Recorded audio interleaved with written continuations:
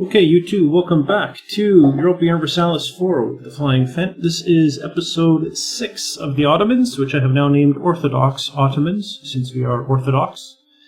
I'm not as obsessed with alliteration as some people are, but Orthodox Ottomans is kind of catchy. Now, it's been a while since I have played this. It's been about a week. I remember we got a claim on Georgia, right? Yes.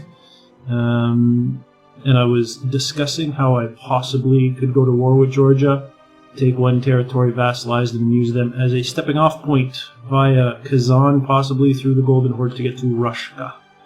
Ruskaya. And that's definitely a possibility that we can examine. The other concern that I had at the end of the last game is that my manpower was ridiculously low, and it still is. So I think what I'm going to do, we're going to just kind of get the time ticking here.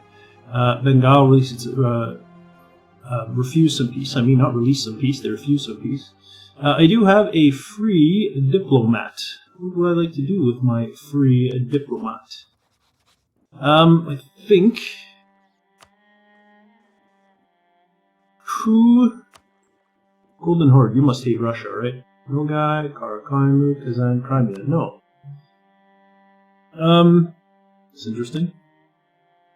What about Kazan? Do you hate Russia? Nope. No. Interesting. Who are you allied with? Karakoyunlu and the Timurids. Yeah. Wow. Oh, the Timurids are rivaled with the Mamluks. Perhaps, just because of their size, I should go ahead and start improving relations with the Timurids. I don't know if we'll ever be, like, the best of friends, like bosom buddies, but it would behoove me to not make an enemy of all the large countries I will be bordering at some point. So I think that's probably a wise idea. I was transferring... No, that's not correct. I am improving relations with Karakoyunlu, which is this. This? There we go. And now I'm improving... Okay. So we are now in a punitive war. Let's just take a look at what's going on here. Knew this was going to happen because our manpower is so ridiculously low. Luckily we have some money. We're going to be relying on mercenaries pretty heavily, I think, during this war. But let's just take a look at who we're at war with. Serbia's on our side. Trebizond didn't join us. Pig dogs. We now have a casus belli against them for doing that. Venice, Wallachia, Bosnia, and Athens has joined us. So really, we're only at war with 3 people. That's not terrible. Except that we only have 17,000 troops. So they've got like, what, 9,000? So they do have significantly more than us, but as ours reinforce, I think we have the potential to outnumber them, right? Because for me it will be 14. I would have 28 total fully reinforced. Oh.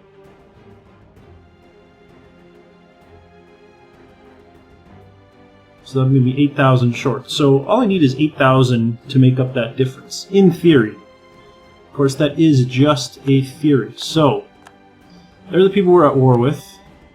Okay, do we have any allies left? No. No, we don't.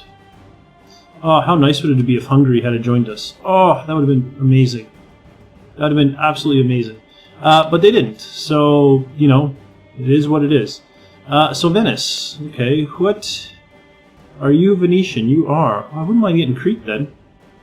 And are you Corfu? Are you Venice? You are.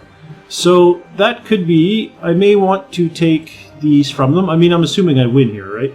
Assuming I win, there are some territories I'd like to take from them. So let's go ahead and get ready for that by getting our mercenaries going.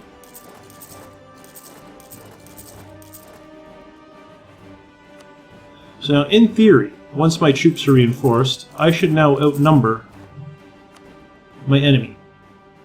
And I'm just going to sit here. If they want to take provinces of mine on the periphery to start, you know, welcome to it. Go for it. I will say one thing, though.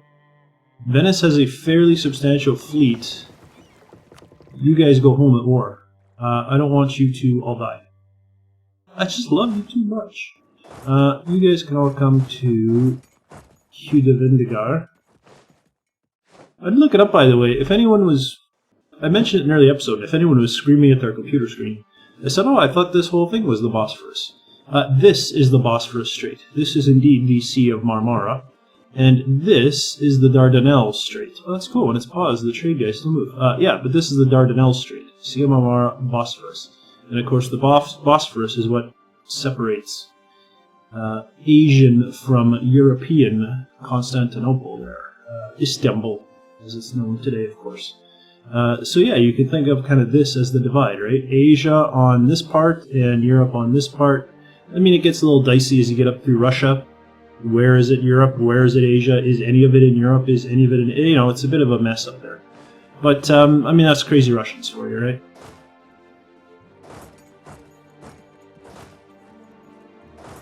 Alright, I was going to Hugh de Vendigar, and I just went and changed that. Undo. Okay. Now, I do have a fairly sizable navy. Is it big enough to take on their navy, though? That's my question. And I'm not entirely sure if it is. Let's move out to Achaia for now. As we continue to amass our new mercenary forces. I'm going to predict right now that I'm going to take on massive debts in this war. That is my prediction. Not ideal. That's what I predict all the same. Alright, we now have a national idea. We can take an idea group. I have no idea. I'm probably going to take a military one. Just because I'm playing a fairly aggressive... Although diplomatic, if I get one that like reduces war exhaustion or something. Not war exhaustion, aggressive expansion, that would be worthwhile. In any case, not going to worry about it right now. My bigger concern is to continue to get more mercenaries. Because otherwise it's going to draw too heavily on my manpower. I myself lack the wherewithal of my own accord to win this war. But with the help of mercenaries, I got a chance. Alright, took a loan, and here we go, the loans start. Alright. I'm also going to recruit another leader, which may seem a little silly, but I've got 3 armies, I'm going to have 3 leaders, so I'm going to recruit a leader to lead... I'm going to recruit a leader to lead my mercenary army. Yep. That's not bad, not bad. Now, who is my best leader? Well, this guy is for sure. So you guys go ahead and have no leader for now. You guys can take the fantastic leader, because I'm going to be marching in with you first. You're going to be my... The mercenaries are going to form the vanguard of my military force at this point. You can move over, and these guys, I'm going to leave them on defensive duty in Constantinople. Now, I do see that I'm going to take crossing penalties. Let's go ahead and do this. And I will move in from Burgas. Oh, no, I hit shift click. There you go. I'll move in from Burgas, and that should make sure 26th, 31st. Perfect. That should make sure that I don't take any river crossing penalties or anything like that. So this should be a quick and easy battle. There we go. There's one battle won. Taking more loans, of course I am. This is where Venice is probably going, crap. If we look, we should outnumber them now. Yep. So this is, as I said, where Venice is hopefully thinking, I have made a big mistake. I don't think it matters. I think we're taking a river crossing no matter how we go about that. Unless, maybe if we come in from Kosovo, which in fact, why don't we just go this way for now.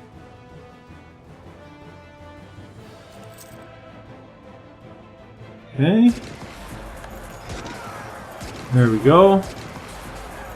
We will devastate their forces there. They're on the retreat. Let's meet them. Oh, they're retreating pretty far back, but that's okay. We'll meet them there. Oh no, they're retreating. Well, shoot. Well, I'm not going all the way that far after them. But this will probably be fine. I'm going to want to take out both of these armies eventually anyway. We have a long Steam save slash game freeze slash game crash. Or is it just a long Steam save? The only reason I'm worried it might crash is because in the background, Steam Client Bootstrapper has crashed. Which I think means that, yeah. So Europa Universalis 4 crashed. It's 10 minutes in. I'm going to end that episode there. Sorry for that little bit of technical problems. But we'll pick it up in the next episode where hopefully we can finish that war. I don't know where the autosave would have been, but we'll see how far in we are. And we'll go ahead and hopefully finish that war. But that's all going to be for a future episode. For now, thanks for watching, and I'll see you next time.